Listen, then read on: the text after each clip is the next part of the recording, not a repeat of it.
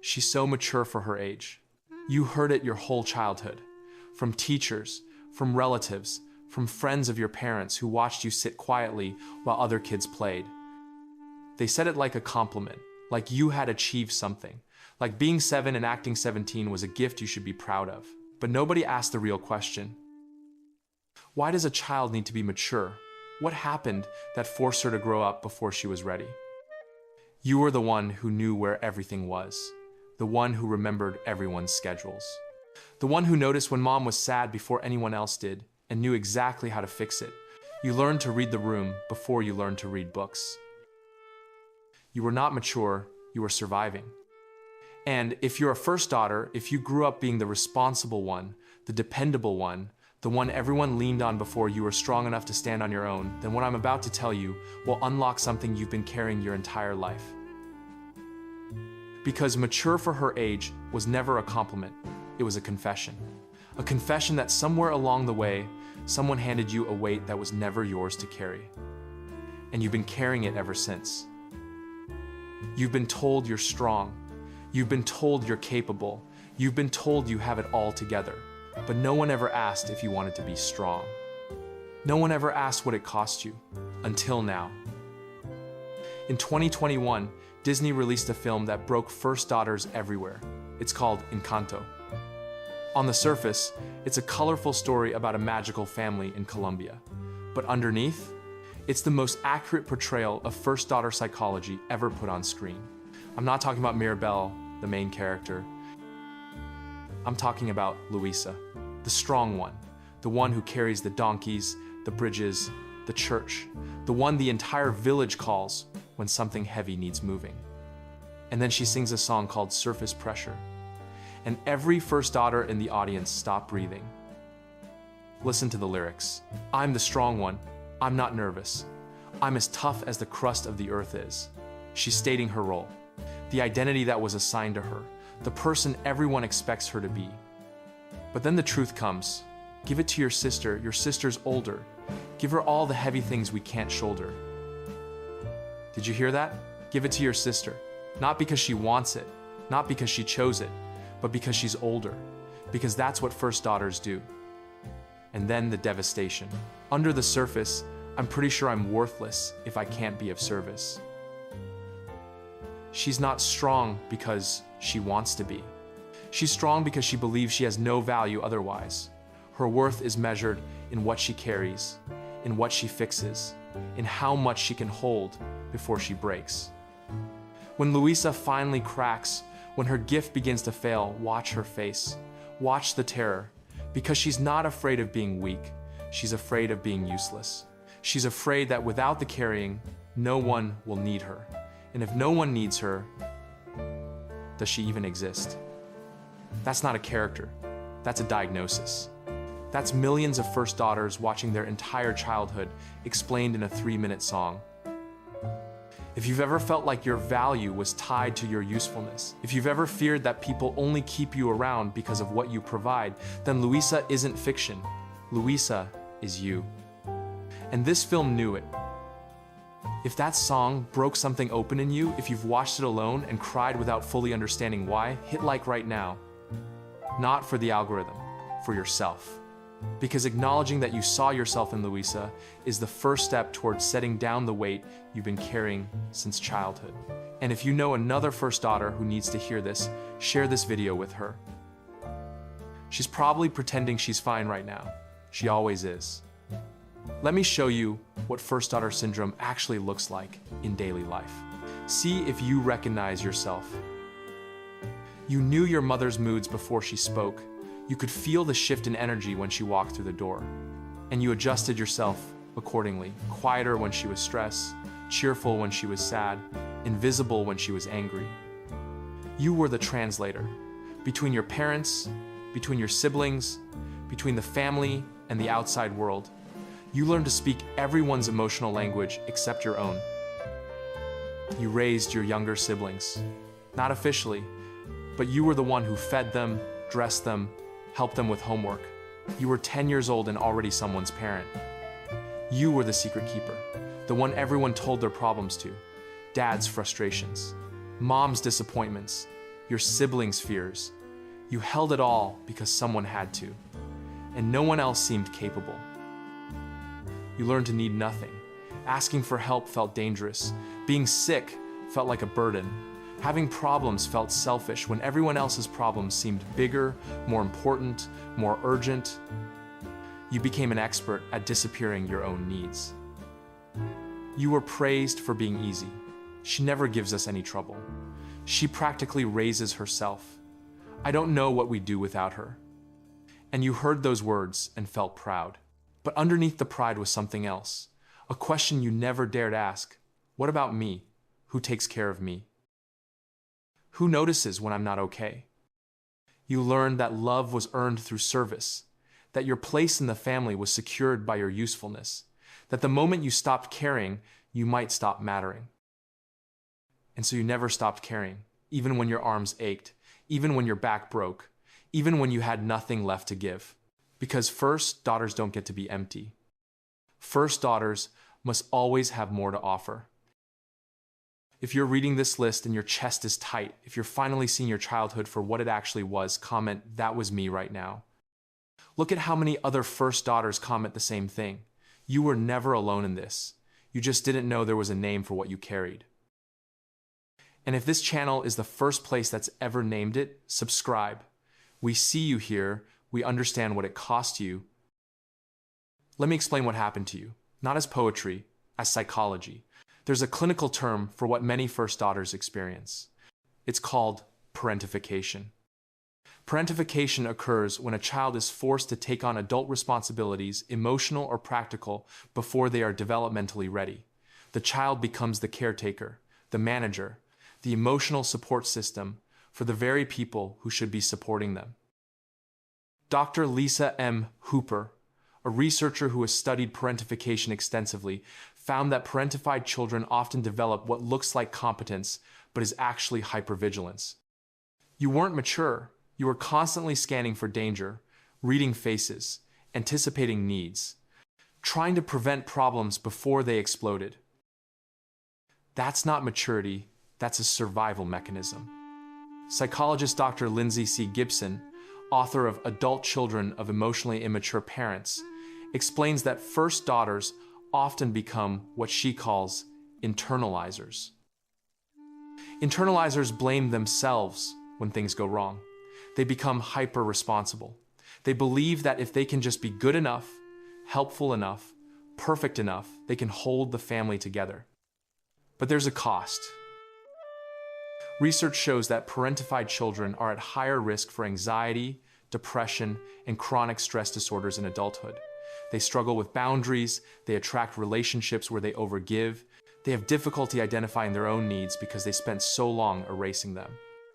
And here's the cruelest part. They often don't realize anything was wrong. Because the family praised them for it. The family needed them for it. The family made them feel special because of it. You weren't abused in the obvious ways. You weren't hit. You weren't starved. So how can you call it harm? But harm doesn't require violence. Harm can look like a 7-year-old managing her mother's emotions. Harm can look like a 10-year-old putting her siblings to bed. Harm can look like a teenager who has never once asked for help because she learned that her job was to give help, not receive it. You were not raised, you were recruited. And the role you were recruited into has shaped every relationship, every career, every quiet moment of exhaustion you've ever felt.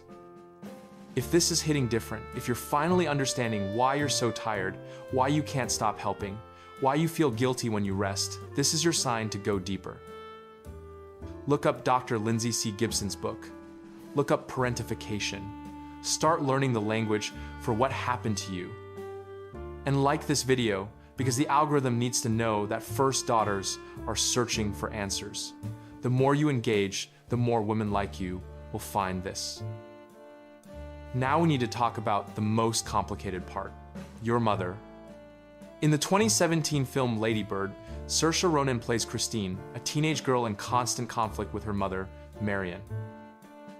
Their relationship is explosive, loving and brutal, tender and suffocating.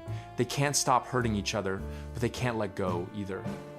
There's a scene near the end. Marion has driven Ladybird to the airport, but she can't bring herself to walk her daughter inside. She drives away, then circles back, parks, cries, but never goes in. And Ladybird, now alone in a new city, leaves a voicemail for her mother. She's crying. She says, I want you to know that I love you. That scene destroys me, not because it's sad, but because it's true. First daughters often have the most complicated relationships with their mothers, because their mothers were often first daughters too. The pattern passes down. Your mother carried her family. She didn't know another way, so she handed the weight to you, not out of cruelty, but because that's what was done to her. Dr. Jasmine Lee Corey, in her book, The Emotionally Absent Mother, explains that many first daughters experience what she calls role reversal. The daughter becomes the mother's emotional support. The daughter manages the mother's feelings. The daughter takes care of the mother while still being a child who needs mothering. And so the first daughter grows up starving for something she can't name. You love your mother, fiercely, protectively, but there's also grief. Grief for the mothering you gave but didn't receive. Grief for the child you never got to be. Grief for the relationship you wanted but couldn't have. And you feel guilty for the grief, because she tried, because she sacrificed, because she did her best. But her best still left you empty. And holding both truths, love and grief, gratitude and longing, is one of the heaviest things a first daughter carries. In Turning Red, Mei Li is 13 and caught between her own desires and her mother's expectations. Her mother, Ming, is controlling, but only because Ming's own mother controlled her. And Ming's mother was controlled by her mother. The generational chain of first daughters managing feelings, suppressing selves, carrying family honor. The film's climax shows every woman in May's family confronting their younger selves. Every one of them suppressed something.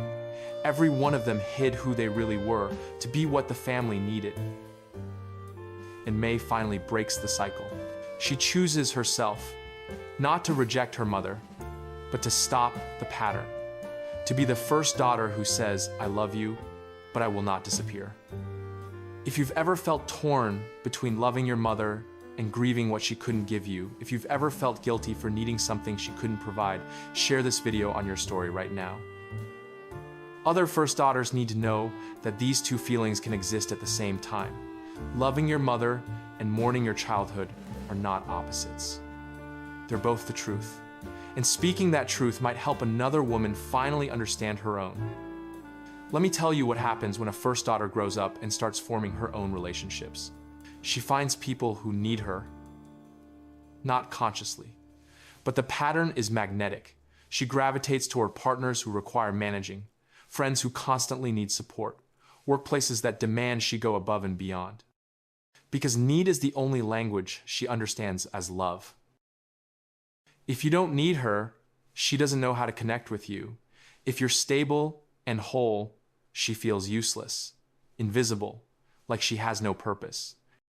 So she finds the broken ones, the projects, the people she can save. Dr. Harriet Breaker, in The Disease to Please, explains that chronic caretakers often become addicted to being needed. The hit of dopamine that comes from being helpful becomes a substitute for genuine intimacy.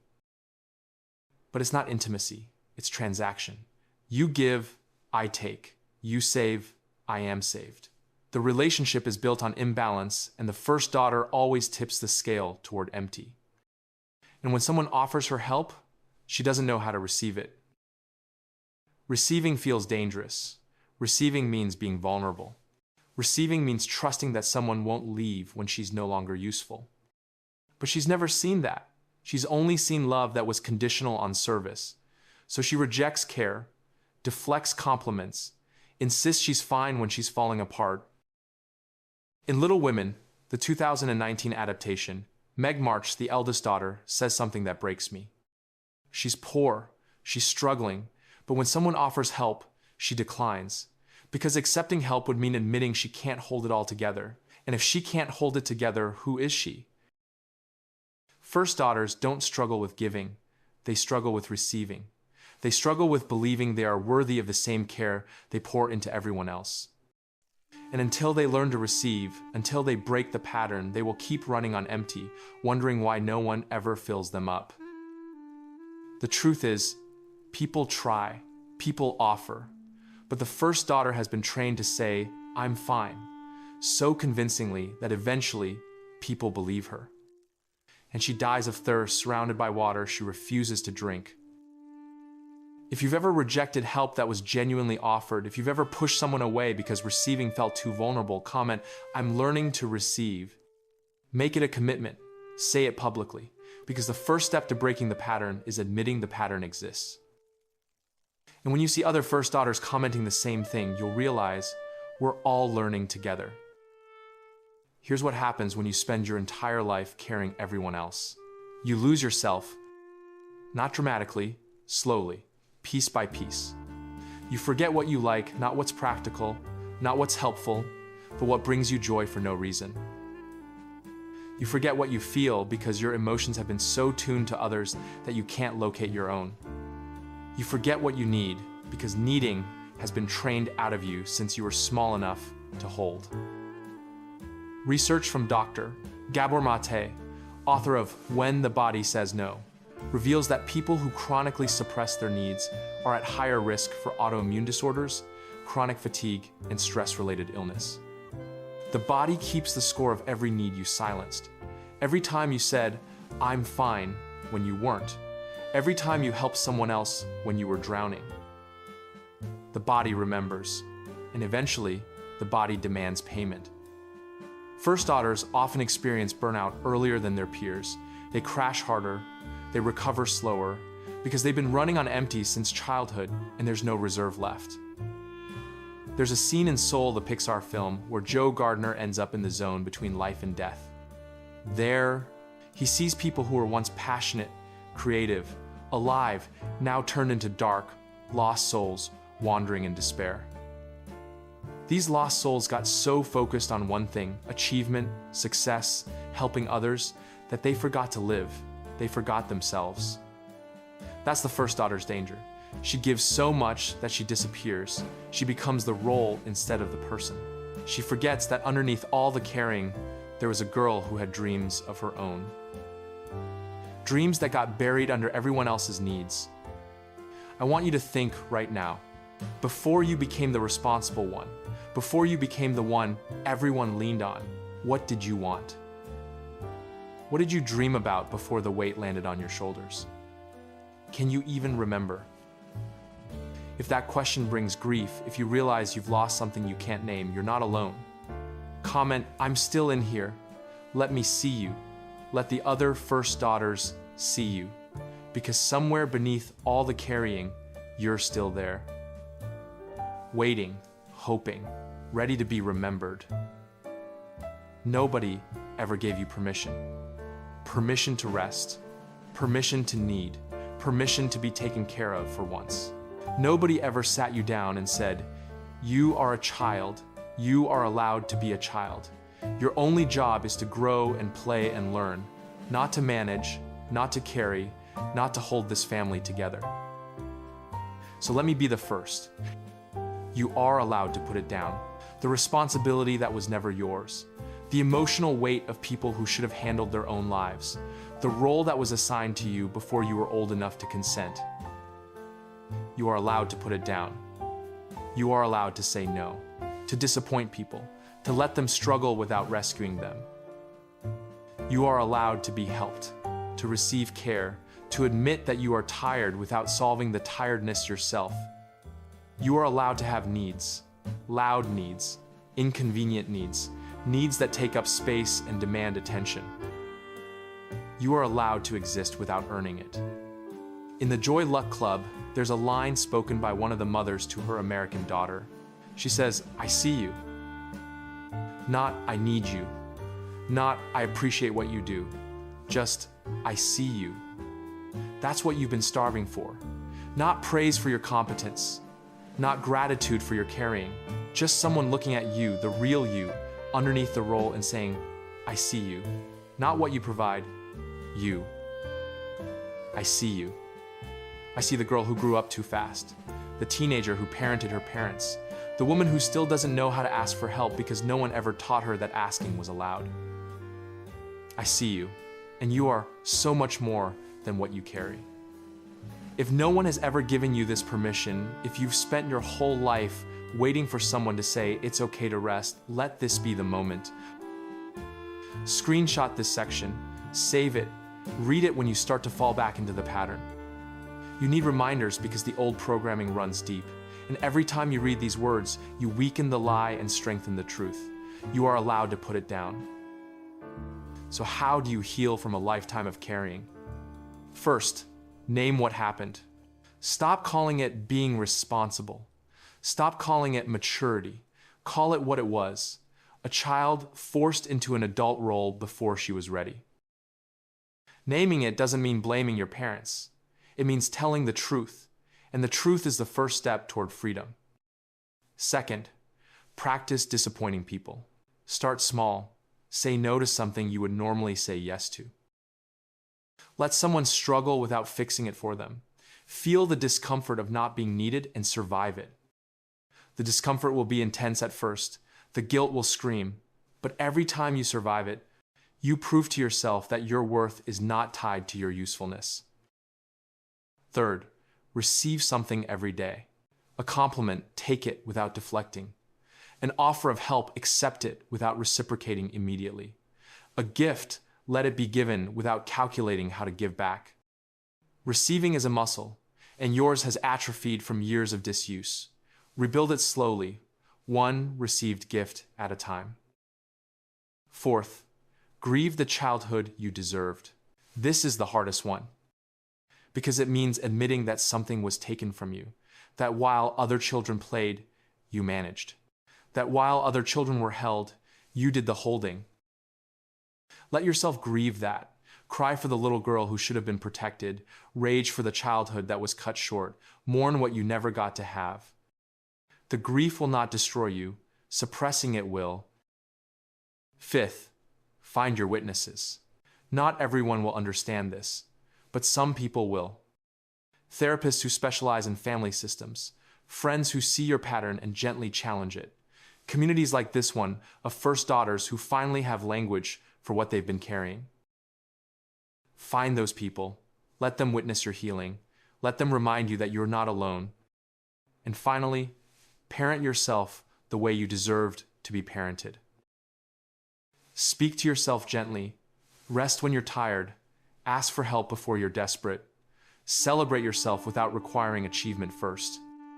Become the mother you needed, not for anyone else, for the little girl inside you who is still waiting to be taken care of. She's still there. She's been carrying the weight alongside you all these years. She's exhausted. It's time to put her down for a rest and tell her, I've got it now. You don't have to carry anymore.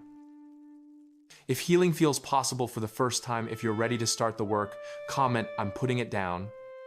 Say it like a declaration, a commitment, a promise to the girl you once were. And share this video with every first daughter you know. Not because I'm asking, but because she's been waiting for permission she didn't know she needed. You might be the one who gives it to her. I need to tell you one more thing before we end. You are strong. That part is true. The world wasn't lying when it called you capable, reliable, dependable. But your strength was forged in fire you didn't choose. You became strong because you had no other option. You developed capability because collapse wasn't allowed. You grew up fast because staying small wasn't safe. And now I'm going to tell you something that might feel radical. You are allowed to be weak. You are allowed to crumble, to fall apart, to need to be put back together by someone else. Strength is not the absence of weakness. Strength is having the courage to be weak when you need to be, having the wisdom to know you can't carry everything, having the trust to let someone else hold you for once. First daughters are terrified of weakness because weakness was never safe. But you are not a child in that house anymore. You are an adult who gets to choose who surrounds you. You get to choose people who can handle your weakness, who won't leave when you fall apart, who see your humanity as a gift, not a burden. Those people exist. I I promise they exist. And finding them, letting them in, is the bravest thing a first daughter can do. In Encanto, at the very end, Luisa is no longer carrying everything. The family works together, the weight is shared, and Luisa, for the first time, smiles without strain. She's still strong, but now it's a choice, not a chain. That's what's possible for you: strength that you choose, caring that you consent to, help that you receive without shame. You don't have to stop being strong. You just get to stop being strong alone. So here's what I want you to remember. You were never mature for your age. You were a child who had to grow up too fast, who learned that love was conditional on service, who carried a family before you could carry yourself. And you've been carrying ever since. But you can put it down now, not because you're weak, because you deserve to be held for once. Because the little girl inside you has been waiting decades for someone to tell her, "You've done enough, rest now." You've done enough, rest now. The world will keep spinning if you stop carrying it. The family will survive if you say no. The people who truly love you will not leave when you show them your emptiness. And if they do leave, they were only there for what you provided, and you deserve more than that. You deserve to be loved for who you are, not what you carry. You are more than the role you were given, more than the responsible one, more than the one everyone leans on. You are a woman who survived her own childhood, who carried weights that weren't hers, who kept everyone together while quietly falling apart. And you're still here, still standing, still reading this. That's not weakness. That's the deepest strength there is. And now, finally, it's your turn to be carried. If this video found you at the right moment, if you've never had language for what you've been carrying until now, I need you to do something. Comment, "First daughter finally seen." Let me see how many of us have been carrying silently all these years. Let the other first daughters find you in the comments.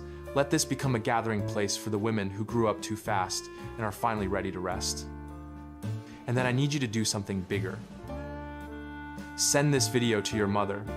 If she was a first daughter too, and she probably was, she needs to hear this. Not to blame her, not to accuse, but to break the cycle, to help her see the pattern, to give her the same permission you're receiving right now. The chain has been passing from mother to daughter for generations. You can be the one who breaks it. You can be the first daughter who refuses to pass the weight to her own children, or who heals enough that she doesn't even have it to pass. Share this on your story. Text it to your sisters, your blood sisters, and your chosen sisters. The first daughters recognize each other, and they've been waiting for someone to say what we've said today. Hit subscribe, not for me, for the girl you used to be the one who deserved this content decades ago but never received it. Every video on this channel is for her, for you, for the women who feel everything deeply and were told that feeling was weakness. We're building something here. A community of people who refuse to carry alone anymore. A space where sensitivity is honored, where rest is allowed, where first daughters finally get to be daughters instead of parents. If you believe that deserves to exist, if you want to be part of it, subscribe now and turn on notifications. Because next week, we're talking about the psychology of people who can't stop apologizing, the ones who say sorry for existing. If that's you too, you'll want to be here. Until then, put something down. Just one thing. One responsibility you've been carrying that isn't yours. Let it go. Feel the lightness. Remember what it's like to have empty hands. You've been holding on so long, you forgot that letting go was an option. It is, and you're allowed. Thank you for being here. Thank you for staying until the end. Thank you for finally seeing yourself clearly. You were never too much. You were always enough. And the little girl inside you, she's so proud of you for watching this. She's been waiting to be seen. And now, finally, she is.